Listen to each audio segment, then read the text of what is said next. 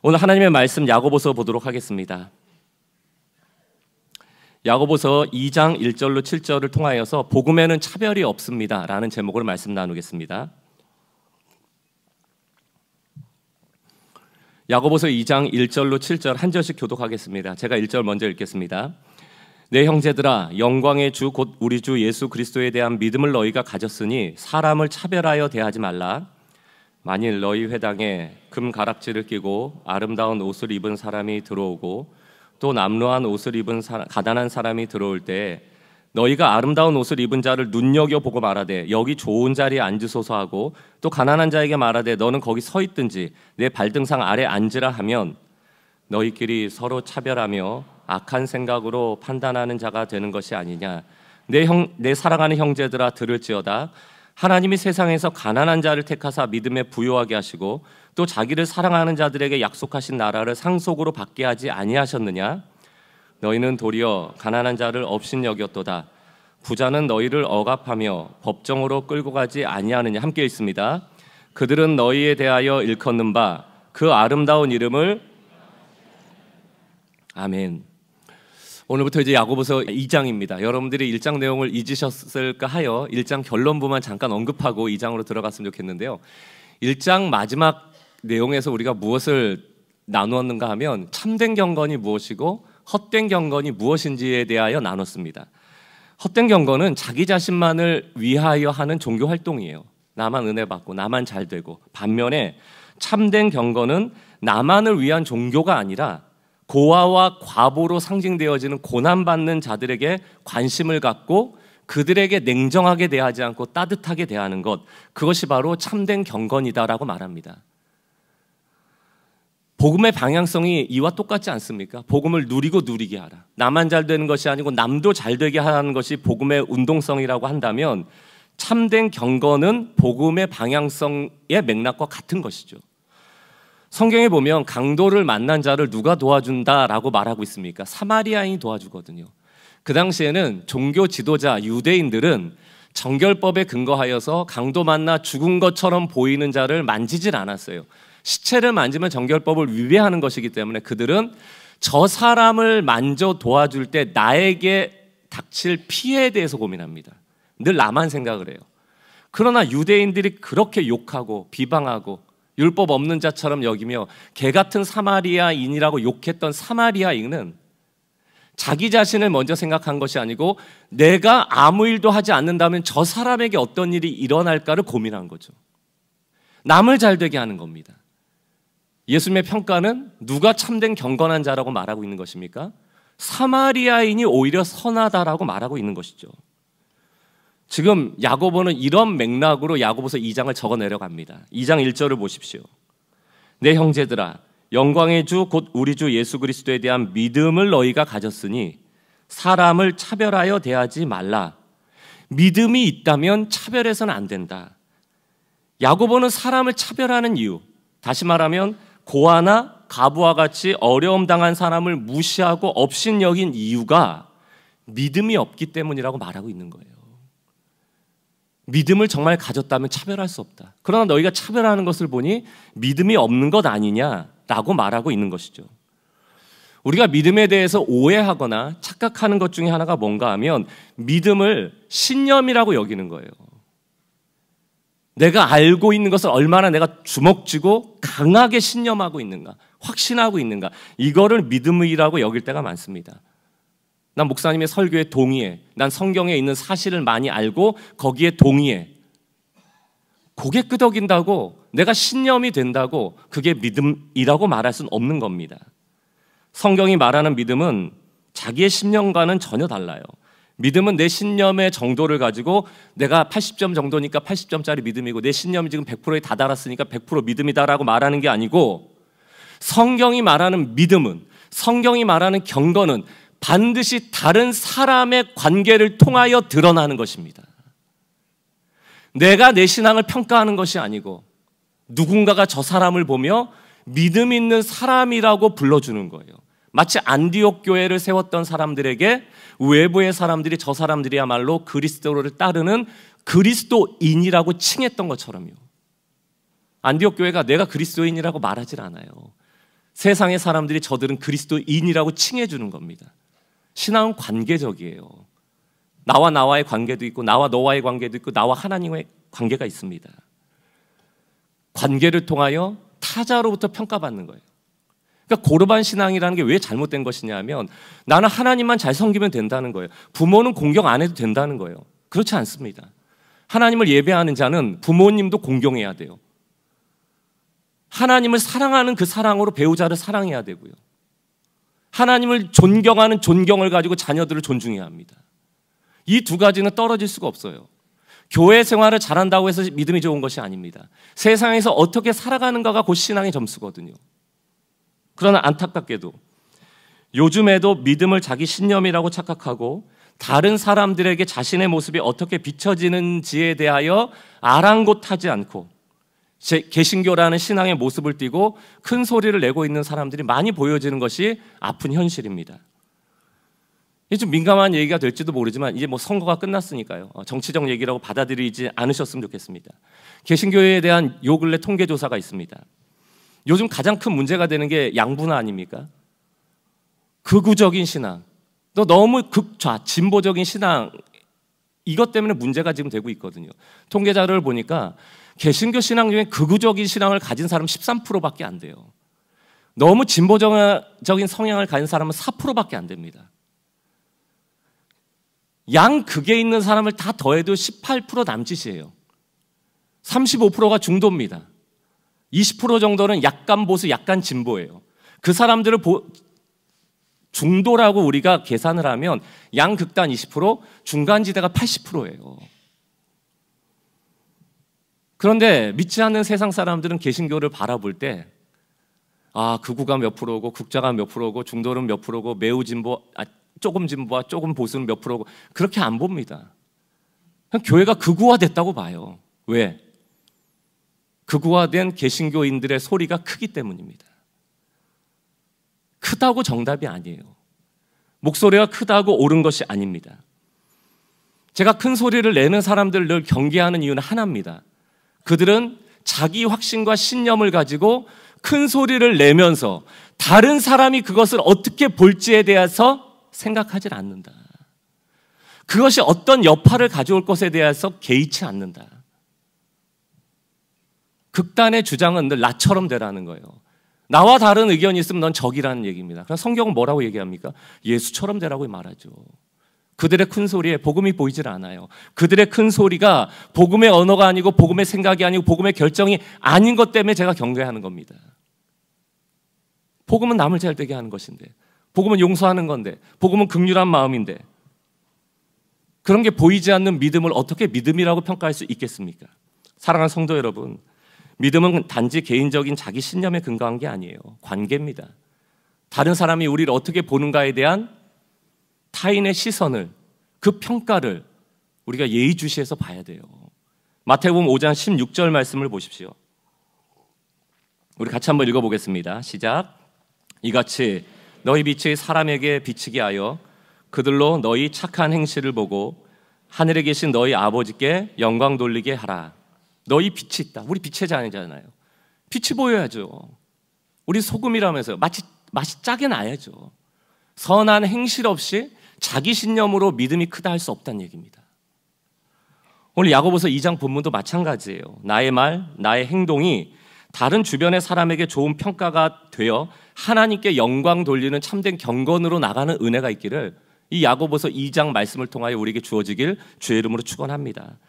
오늘 2장의 메시지는 너무 분명해요. 사람은 차별받아서는 안 된다. 사람은 사람을 차별해서는 안 된다. 그 메시지입니다. 야고보는 오늘 흩어진 그리스도인 공동체에게 그리고 오늘을 사는 우리들에게 말하고 있어요. 1절 다시 봅니다.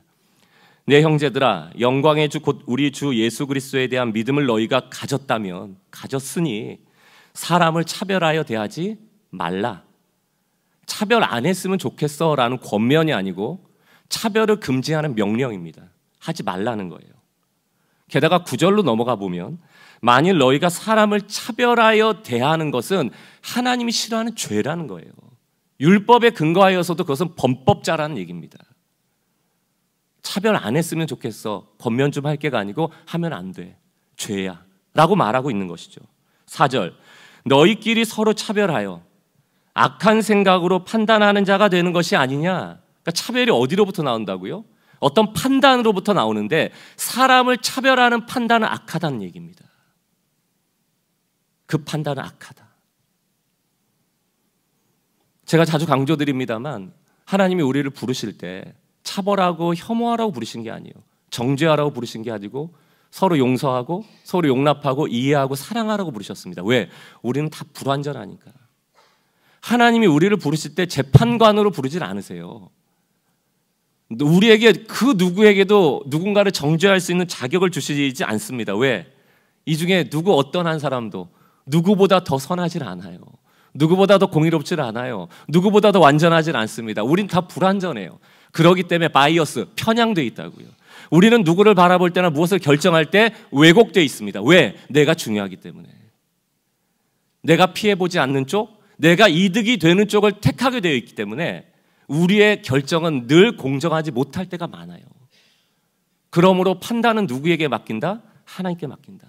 그래서 우리가 하나님을 재판관으로 인정하는 겁니다. 왕으로 인정하는 겁니다. 왜? 그분은 항상 선하시기 때문에, 항상 옳으시기 때문에. 하나님이 성경에서 복수하지 말라는 거예요. 너 나름대로 이건 좋고 나쁘고 해서 내가 나쁜 사람을 징계하겠다 이런 거 생각 갖지 말라는 거예요. 그 보복을 하나님께 맡기라는 거예요. 하나님만 옳으시기 때문에. 그러나 우리가 사람을 바라보는 기준은 뭔가? 늘 외모예요. 겉모습이에요. 세상 기준에 따른 부유함이나 권력의 정도나 사회적 지위 이런 걸 보고 저 사람이 괜찮은 사람이다 괜찮지 않은 사람이다를 판단해버리는 거죠. 야고보는 그 당시에도 지금 시대와 똑같은 상황이었나 봅니다. 그림 언어로 차별에 대해서 설명을 해줘요. 2절 보세요. 만일 너희 회당에, 회당이 어느 곳입니까? 말씀 나누는 곳이잖아요. 오늘날로 치면 예배당 같은 곳 아닙니까? 회당에 금가락지를 끼고 아름다운 옷을 입은 사람이 들어오고 또 남루한 옷을 입은 가난한 사람이 들어올 때, 이게 전제가 뭐냐면요, 지금 두 사람이 들어오고 있는데 한 사람은 화려하게 차려입은 사람이 들어오고 한 사람은 가난해서 남루한 옷을 입고 들어왔다는 얘기입니다. 이 얘기는 그 공동체에 있던 사람이 아니란 얘기예요. 매우 객관적인 사람이 들어온 겁니다. 아무도 몰라, 이 두 사람에 대해서.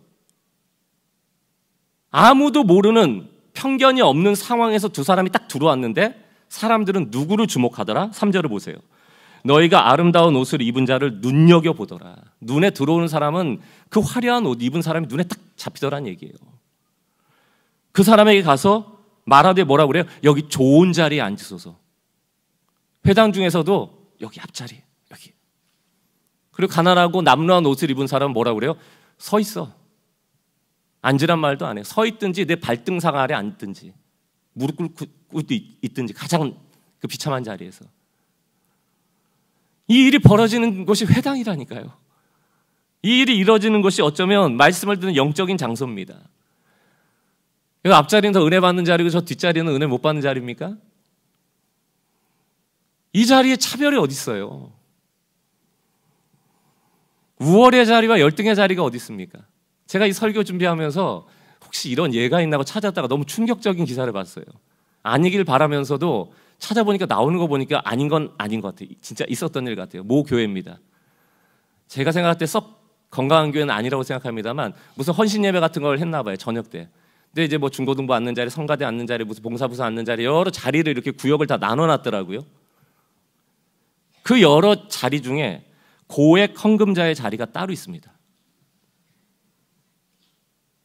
고액은 얼마를 내면 그 자리에 앉을 수 있어요? 그것도 좀 궁금했어요. 얼마짜리일까? 고액 헌금자의 자리. 저는 처음 들었고요.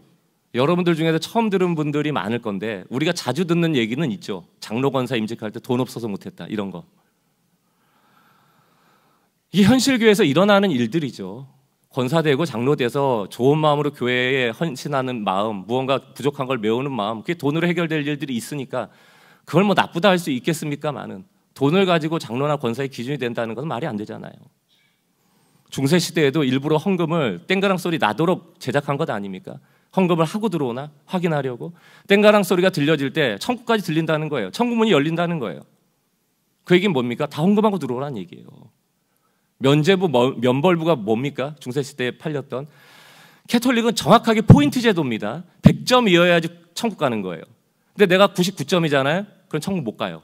그거 어떻게 해결해야 돼요? 면벌부 사야 돼요. 1점 채우려고. 그럼 돈 많은 사람들은 비싸게 면벌부를 많이 사놓습니다. 그럼 나한테 100점 이상의 포인트가 쌓여있어요. 200점. 그러면 부족한 사람 나눠주는 거예요. 자기 가족 중에. 아, 이 사람 한 70점 받고 갔을 것 같은데 지금 천국 못 가고 연옥에서 헤매고 있겠네. 그럼 내가 면벌부 30점 채워주는 거예요. 천국 가요.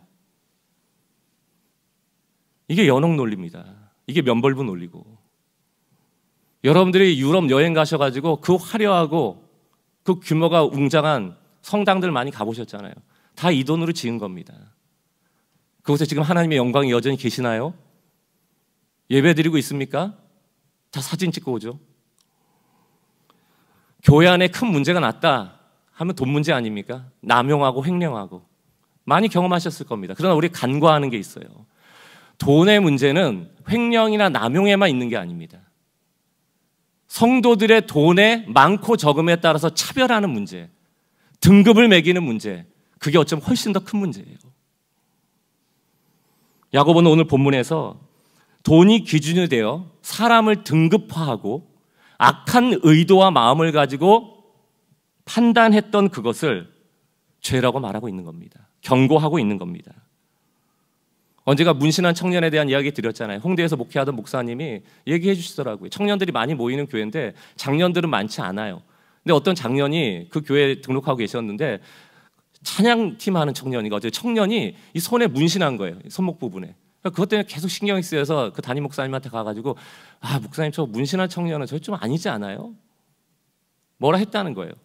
우리도 그러잖아요. 막 문신하고 있는 사람 싫어하잖아요. 염색하고 막 청년 들어오면 저희 지옥 가려고 막 이러잖아요. 문신한다고 염색한다고 지옥 갑니까? 그 청년의 사정은 이러합니다. 이 청년이 예수 믿지 않을 때 자살 시도한 거예요. 삶의 소망이 없어서. 손목을 근 겁니다. 이 손목 긋는 사람들이 이게 약간 여러 번 긋는다 하더라고요. 중독처럼. 예수 믿은 다음에 살 소망이 생겼어요. 하나님, 내 인생이 바뀌었습니다. 손목 긋던 인생에서 하나님의 보혈로 씻김 받은 자가 됐습니다라고 여기에 상징적으로 말씀을 문신에 넣은 거예요. 그 장년분, 이 청년하고 얘기 한번 해봤냐고요. 그 사람의 사정 한번 들어봤냐고요. 우린 너무 성급해요. 사람을 판단할 때. 여기 혹시 HR 인사과 근무하시는 분들 특히 잘 들으셔야 돼요.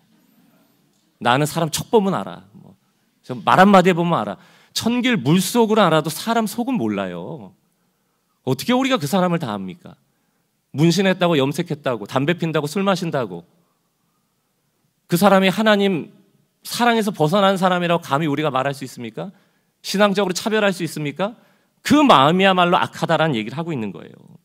예수님이 어떻게 사역하셨어요? 무리 모아놓고 막 한 방에 전능한 말씀으로 사람 다 뒤집어 놨습니까? 그렇게 안 하세요. 예수님의 사역의 방식은 정확합니다. 한 번에 한 사람씩이에요. 비효율적이지만 38년 된 병자 찾아가고요. 문둥병자 찾아가고요. 한 번에 한 명씩입니다. 사마리아 우물가의 여인을 찾아가고요.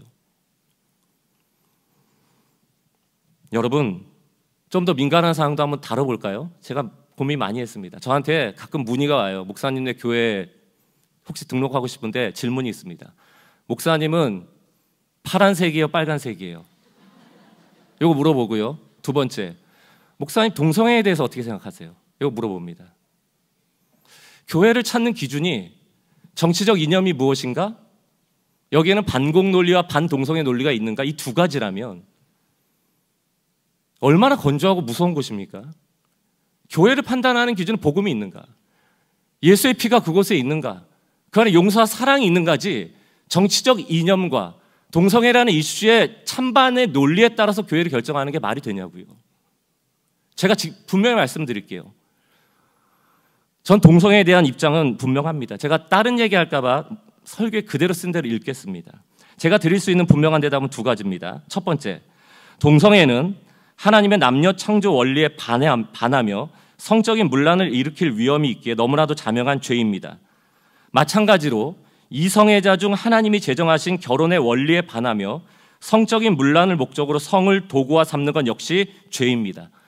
이 두 가지는 모두 하나님이 싫어하시는 죄이며 사람이 임의대로 두 가지의 죄의 무게를 더 무겁다 할 수 없으며 하나님 앞에서 어떤 죄이든 죄일 뿐입니다. 나는 이성애자라는 이유 하나로 간음을 동성애보다 더 작은 죄처럼 취급해도 좋은 것은 아니라는 뜻입니다.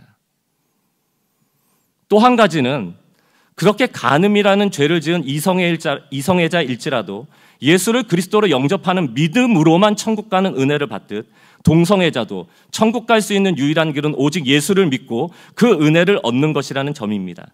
어떤 죄인도 하나님의 은혜로 덮지 못할 죄는 없다라는 것을 말씀드립니다. 동성애자는 결코 구원받지 못한다는 식의 주장은 매우 성경적이지 못한 주장입니다. 저 역시 퀴어 축제 이런 거 반대입니다. 그 문란한 집회를 누가 찬성을 하겠냐고요. 그러나 성경이 말하는 원리, 그 누구도 차별할 수 없다. 오늘 야고보서 1장 그 뒤에다가 차별하지 말아야 합니다. 그런데 괄호치고 동성애는 예외라고 적을 수 없다. 그 누구도 그 일을 할 수 없다. 이건 원리예요. 그러나 이 원리대로 세상을 살아가기에는 여러 가지 벽이 있어요. 한계가 있고 문제가 나타납니다. 그 문제를 정치적으로, 사회적으로, 문화적으로 해결해 나가는 게 민주주의입니다. 합의하여서. 근데 극단에 있는 분들은 자기처럼 주장하지 않으면 틀렸다라고 보니까 문제가 되는 거예요. 여러분, 우리 기도해야 돼요. 이런 동성애 문제가 다음 세대에게 얼마나 끼칠 영향이 파급이 큽니까? 두려워하고 경계하고 여기 전문가들이 계신다면 그런 아젠다를 잘 만들 수 있도록 정치적, 문화적, 사회적 접근을 잘 하셔야 되는 거예요. 그러나 무조건 큰 소리 내서 그냥 반대합니다, 금지합니다 라고 해버리면 그 단순한 논리 안에서 피해보는 사람이 너무너무 많아요. 왜 한 번에 한 사람이라고 얘기합니까? 동성애자라는 그룹을 하나로 덩어리를 만드는 게 제일 쉬운 방법이에요. 저놈들은 다 나쁜 놈들. 이게 제일 쉬운 방법. 제일 어려운 방법은 뭐예요? 한 사람 한 사람에게 복음을 전하는 일이죠. 여러 가지 성경 이슈에 신학적 이견이 있을 수 있습니다. 그러나 누구도 재판관은 될 수가 없다. 이제는 더 크고 이제는 더 작다 말할 수 없다. 복음이 편협해지지 않도록 우린 늘 경계해야 합니다. 제가 이 동성애 이슈를 볼 때마다 늘 머리에 떠오르는 건 나면서부터 소경된 자예요.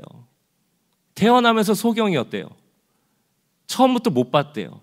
우리는 다 볼 수 있게 태어났잖아요. 그럼 여러분, 나면서부터 소경된 자에게 우리가 가져야 될 마음은 뭡니까? 긍휼이죠. 그러나 유대인들은 달랐습니다. 나는 볼 수 있는 자로 태어났고 저 사람은 볼 수 없는 자로 태어났으니 저에게는 죄가 있는 것 아닌가, 이렇게 접근하거든요. 이게 혹시 오늘날 우리가 차별적으로 세상을 바라보는 방식은 아닐까요? 오히려 그들이 치유되기를 원하고 그들이 복음 안에서 자유함을 얻기 원하는 것이 마땅히 믿는 자들의 마음이 아닐까요? 그러나 우리는 쉬운 방법을 택해요. 정죄해버리는 겁니다. 그리고 우리가 더 우월하다고 느끼는 것이죠. 그것은 복음에 반하는 일입니다. 다시 본문으로 돌아와서 우리가 왜 차별하면 안 되는지에 대해서 살피기 위해서 중요한 단어 하나를 주목하려고 합니다. 영광이라는 단어예요. 1절을 다시 보겠습니다. 내 형제들아, 영광의 주 곧 우리 주 예수 그리스도에 대한 믿음을 너희가 가졌으니 사람을 차별하여 대하지 말라. 여기에 그냥 우리 주 예수 그리스도에 대한 믿음, 예수가 곧 그리스도다라는 믿음 이렇게 써도 되는데 영광의 주라는 단어를 굳이 넣습니다. 그렇다면 우리는 질문해 봐야 돼요. 예수 그리스도께서 어떻게 영광스러워지셨는가? 어떻게 이렇게 찬란하고 빛나고 높은 자리에 계시도록 되었는가? 예수님은 영광의 자리를 추구하지 않았습니다. 사단이 시험할 때도 돌로 떡을 만들지 않았고요. 성전에 뛰어내리지 않았습니다. 천하 만국의 권세를 가지려 하지 않았어요. 유대의 사자로 오지 않았습니다. 어린 양으로 오셔서 죽으셨거든요. 영광을 추구한 인생이 아니었어요. 오히려 영광의 주라 칭함받을 수 있는 결정적인 이유는 그분의 위대한 하강 때문입니다. 낮아지심, 내려가심. 빌립보서 2장 6절 8절. 그는 근본 하나님의 본체시나 하나님과 동등됨을 취할 것을 여기지 않고 오히려 자기를 비워 종의 형체를 가지사 사람들과 같이 되셨고 사람의 모양으로 나타나사 자기를 낮추시고 죽기까지 복종하셨으니 곧 십자가에 죽으심이라. 예수님은 나는 영광스럽고 너희는 더러운 죄인이야 라고 차별한 게 아니고 차별의 자리로 내려가 버리시는 거예요. 차별하는 자가 되는 게 아니고 차별의 자리로 내려가신다고요. 그때 놀라운 일이 생깁니다. 9절 함께 읽겠습니다. 시작. 이러므로 하나님이 그를 지극히 높여 모든 이름 위에 뛰어난 이름을 주사 그는 낮아지고 하나님은 그를 높이시고. 어떻게 영광의 주가 되셨습니까? 낮아지심을 통하여 영광을 드러내시는 거예요. 그래서 위대한 하강이라는 얘기를 쓰는 겁니다. 우리가 예수를 믿는다 할 때 그 믿음은 주님은 영광스러운 분이시다라는 믿음도 포함하고 있다는 거예요. 우리 영광의 주를 믿고 있거든요. 어떻게 영광의 주가 되셨는가? 그분은 철저히 낮아지심에 있었다. 그리고 우리 역시 구원의 혜택을 받을 때 어느 자리에 있었어요? 가난하고 비천하고 낮은 자리에 있었죠. 하나님이 찾아오시지 않으면 죽을 위기에 있었던, 지옥 갈 위기에 있었던 비참한 인생 아니었습니까? 어떻게 예수님이 찾아오셨던 그 낮은 자리, 우리가 여전히 있었던 그 자리, 이제 빠져나와서 구원받았다고 그 자리를 차별하면서 모욕감을 주고 업신여길 수 있느냐는 얘기를 하고 있는 거예요. 그게 너희의 자리 아니었느냐? 너희도 은혜로 구원받은 자들 아니었느냐? 근데 이제 와서 그 자리를 보고 내가 저 자리에 있었는데 주님이 저 자리로 오셔서 나를 구원하셨지, 이 생각을 안 하고 업신여기고 모욕하고 비방하고 있다면 너 그 믿음이 있느냐라고 질문해보라는 얘기예요. 복음은 모든 차별을 철폐하는 선언이거든요. 갈라디아서가 뭐라고 얘기합니까? 예수의 십자가는 유대인이나 헬라인이나 종이나 자유자나 남자나 여자나 모두 구원을 일으키는 능력인 거예요. 복음이 세상에 들려주는 메시지는 이겁니다.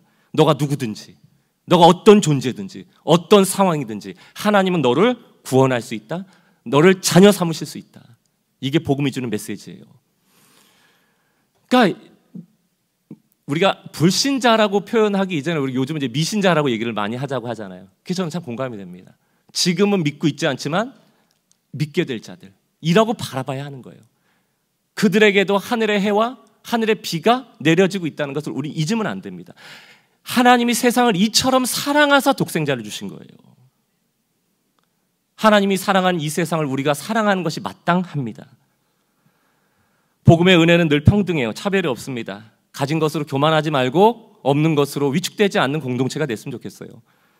야고보서 1장 9절 10절 뭐라고 얘기했습니까? 가난한 형제는 그 가난함과 상관없이 부욕해 하신, 높여주신 그 하나님을 기뻐하고, 부자인 형제는 겸손해라. 그 물질 주신 하나님을 생각하면서 겸손하게 하나님을 기뻐하라, 찬양하라. 그 얘기하고 있잖아요. 우리 성도님들께 부탁 좀 드립니다.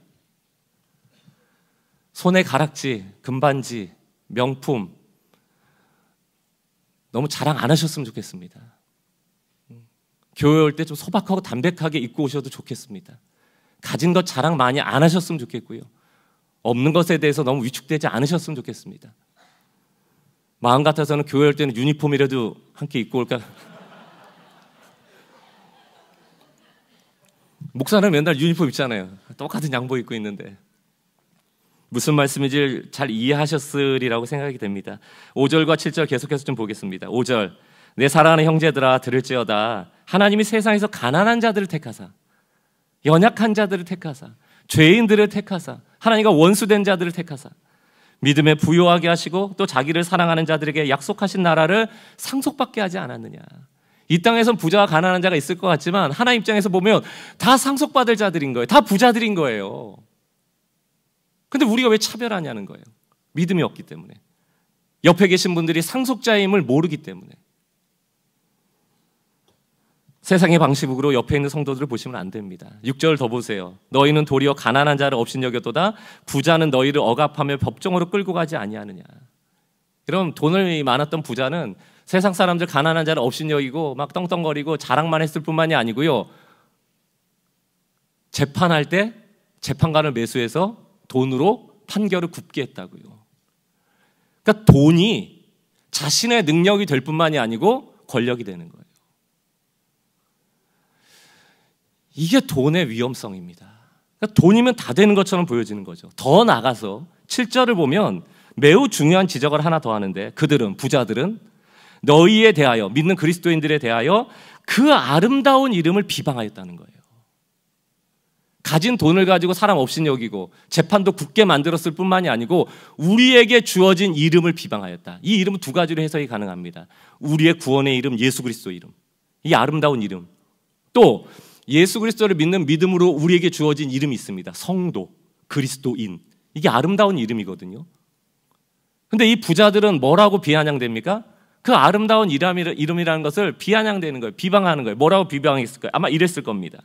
야, 너희들 교회 다닌다면서, 너 예수 믿는다면서, 너 하나님 믿는다면서, 야, 근데 왜 사는 게 그 모양이냐? 사는 꼴이 뭐냐? 하나님 주무신다니? 교회 가면 복 받는다며? 예수 믿으면 복 받는다며? 너 성도라며?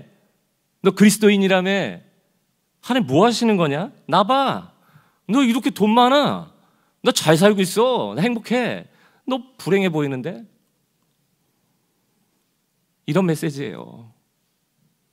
부자들에게는 예수의 이름이 아름답지 않습니다. 부자들에게는 신앙생활하는 그리스도인들이라는 그 호칭이 아름답지 않아요. 그들에게 아름다운 것은 돈이죠.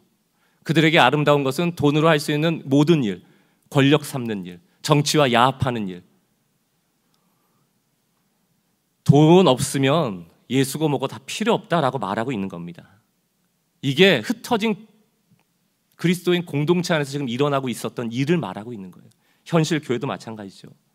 영적 전쟁은 아름다움 전쟁입니다. 언제가 설교 때 인용했던 문구를 다시 한번 인용해 드릴게요. 아름다움은 인간의 마음을 얻기 위해 하나님과 사단의 싸우는 전쟁터다. 사단이 혐오스럽게 오지 않는다 말씀드렸습니다. 사단도 아름답게 옵니다. 아름다움이라는 게 뭐예요? 내 마음을 뺏는 거거든요. 그래서 사단은 사랑으로 다가온다 이런 표현까지 썼잖아요. 사랑이라는 게 뭐예요? 너무 매혹적이고 너무 미혹하고 너무 유혹되는 거기 때문에 내 마음을 뺏기는 게 사랑이잖아요. 우리가 연애할 때 상대방에게 사랑하면 마음을 뺏기잖아요. 오늘 질문해 봐야 되는 거예요. 우리의 신앙에서 가장 아름다운 게 무엇이며 나의 마음을 빼앗고 있는 게 무엇이며 내가 무엇을 사랑하고 있는가? 부자들은 분명히 말하고 있습니다. 돈이라고. 난 돈이 최고야. 너희들이 가진 구원이라는 이름 난 부럽지가 않아 라고 말하고 있는 거예요. 이 싸움이 여러분 개인에게 가정 안에 자녀를 양육하면서 교회 공동체 안에 일어나고 있는 영적 전쟁이에요. 우상 숭배가 뭡니까? 하나님을 2등으로 두는 거라니까요. 하나님을 버리는 게 아니에요. 하나님보다 더 중요한 게 생기는 거예요. 그게 우상 숭배입니다. 우리 옆 사람을 바라볼 때 어쩔 수 없이 우리의 눈이 있기 때문에 외모를 보게 되고 가진 것을 보게 되지만 싸워야 돼요. 그게 가장 아름다운 건 아닙니다. 우리 성도들의 가장 아름다운 것은 예수의 이름으로 구원받은 그리스도인이라는 이름이 가장 아름다운 거고요. 우리 안에 하나님의 형상이 있다라는 것으로 바라봐 줄 때 가장 아름다운 거예요. 우리의 배우자를, 우리의 자녀를 그 안에 하나님의 형상이 있다. 그래서 저는 이렇게 정리를 해봤습니다. 우리는 교회 공동체 모두는 은혜로 얻은 아름다운 이름을 가진 자들입니다. 다 아름다워요. 다 아름다워요. 돈이 많던 적던 사회의 지위가 높던 낮던 직업이 뭐든 하나님 보시기에 다 아름답습니다. 서로를 존귀히 여기며 복음의 아름다움, 곧 복음이 가장 중요하다는 믿음을 가지고 이 공동체를, 여러분의 가정을, 학교를, 일터를 세워나가시는 성도들 되시기 주의 이름을 축원합니다. 말씀을 결론 지으면서 이 얘기만 해드리고 마칠게요. 이 얘기 들을 때 여러분 좀 영적인 상상력을 좀 넓히시면 좋겠습니다. 왜냐하면 우리가 좀 바라보는 세상이 너무 작다, 편협하다라는 생각을 많이 가져요. 우리가 아웅다웅 다투고 그 다툼에서 내가 이기면은 뭐 내가 옳은 것처럼 스스로 여길지 모르겠지만 작은 싸움이거든요. 매우 지역적인 것들에 우리가 마음 상할 때가 많거든요. 좀 넓은 마음을 가지고 서로를 바라볼 필요가 있다. 복음이 주는 자유함을 가지고. 제가 소개드릴 내용은 모리와 함께하는 화요일이라는 책에 나오는 일부분입니다. 이 모리 교수라는 분이 루게릭병에 걸려서 이제 죽음을 앞두고 자기 제자와 함께 14주인가요? 뭐 같이 이야기를 나눴던 내용들을 적은 책입니다. 근데 그 안에 보면 파도에 대한 얘기가 나와요. 작은 파도가 해안가로 막 쓸려가고 있는 거예요, 바다가. 그럼 이제 해안가에 턱 부딪히면 사라지는 거잖아요, 자기 존재가. 그러니까 너무 슬픈 얼굴하고 파도 가고 있으니까 옆에 있는 파도가 야, 너 왜 이렇게 슬픈 얼굴 하고 있어? 그러니까 넌 안 슬퍼? 난 지금 마지막을 향해 달려가고 있는데 나는 저 절벽에 부딪히면 나란 존재는 사라지는데 라고 얘기하니까 이 다른 파도가 이 작은 파도에게 이렇게 얘기를 합니다. 너가 모르는 게 하나 있구나. 너는 사라지는 게 아니야. 우리는 여전히 바다의 일부야. 이렇게 얘기하거든요.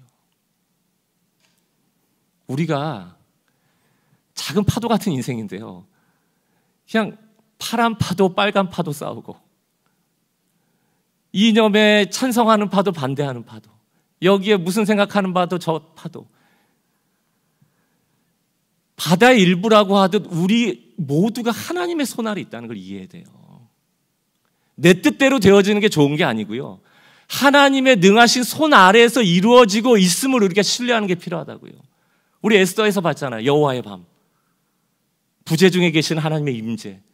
이 믿음으로 세상을 바라봐야 돼요. 우리는 뭐 하나만 잘못되면 큰일 날 것처럼 여기고, 요거 하나 잘못되면 모든 것이 망할 것처럼 여기고, 이 파도 작은 거 하나 턱 사라져버리면 나라는 존재가 사라질 것처럼 여기고.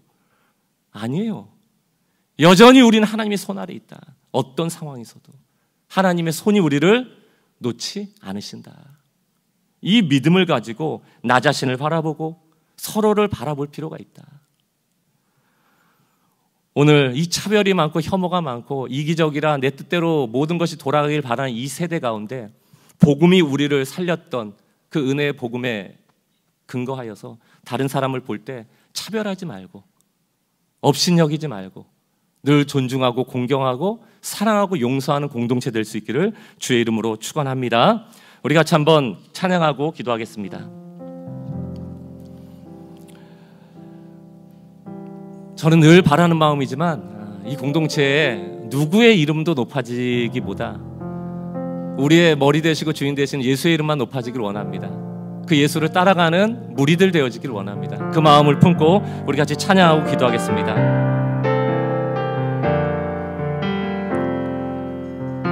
수많은 무리들 줄지어 주님을 보기 위해 따르네. 수많은 무리들 줄지어 예수만 그분을 보기 위해 따르네. 평범한 목수이신 그분 앞에 모든 무릎이 꿇어 경배하네. 모든 문제들 하나하나 백문일답의 신앙으로 나갑니다. 죽음까지도 힘을 잃고 생명이신 주님, 생명의 근원 되신 예수 이름 앞에 모든 무릎이 모든 권세들 굴복하네. 우리는 예수만 자랑하겠습니다. 예수의 이름, 예수의 이름, 예수 이름 높이세.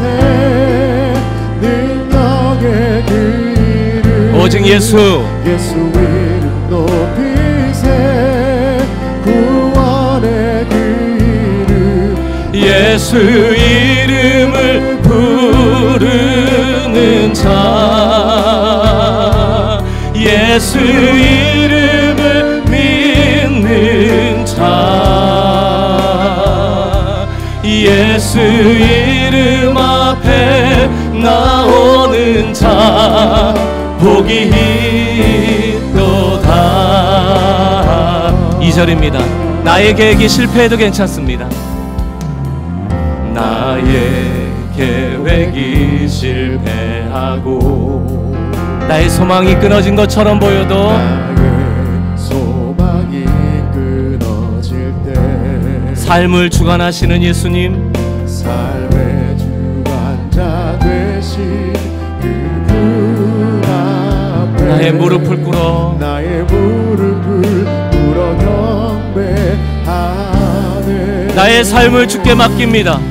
나의 삶을 그분께 맡길 때 주님 주시는 샬롬이 비로소 나의 마음 평안. 아멘 아멘. 구원의 반석, 구원의 구원의 반석 되신 예수의 이름을 소리 높여 찬송하네.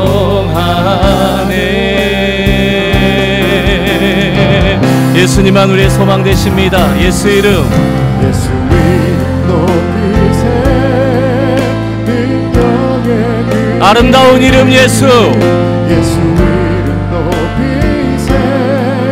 구원의 그 이름 예수 이름을 부르는 자,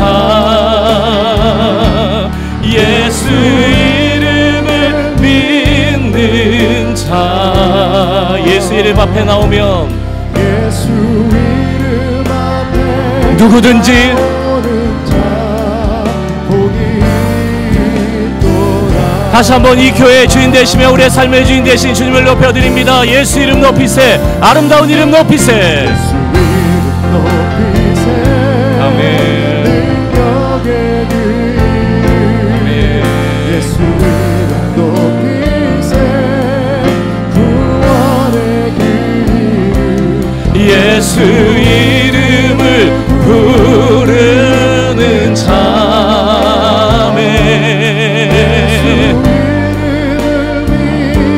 주여 그들에게 긍휼을 베풀어 주십시오.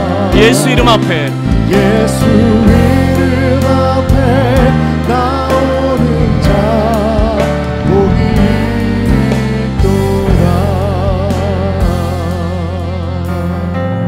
오늘 주신 말씀을 나의 말씀으로 받고 우리 회개하고 다시금 우리의 삶의 태도와 자세를 바꾸는 기도를 합시다. 우리도 은연 중에 차별하고 멸시하고 업신여기고 나와 뜻이 다른 자들을 혐오하고 미워하고 정죄했던 적이 얼마나 많습니까?